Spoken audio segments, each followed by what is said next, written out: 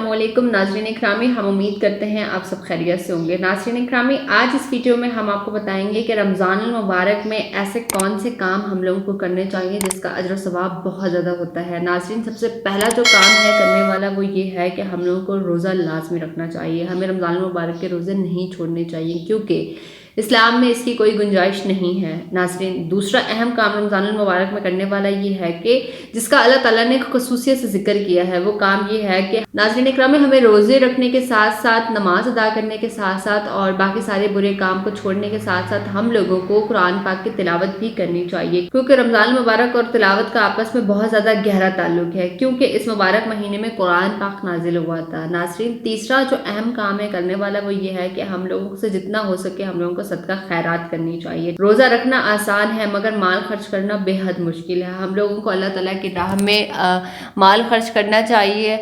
नाज़रीन, हमें इस चीज़ की फ़िक्र कभी भी नहीं करनी चाहिए कि जब हम अल्लाह ताला की राह में खर्च करते हैं तो हमारे माल में तंग दस्ती आ जाएगी। बेशक हमें देने वाली ज़ात अल्लाह ताला की ही है, हमें अल्लाह ताला की ज़ात पे यकीन होना चाहिए और जितना हो सके हमें अल्लाह ताला की राह में खर्च करना चाहिए। हम उम्मीद करते हैं कि आपको हमारी ये वीडियो बेहद पसंद आई होगी। कोई बात जो पूछना चाहते हैं आप पूछ सकते हैं। ख्याल रखिएगा अपना, आपसे मुलाकात होती है अपने नेक्स्ट वीडियो में। अल्लाह हाफिज़।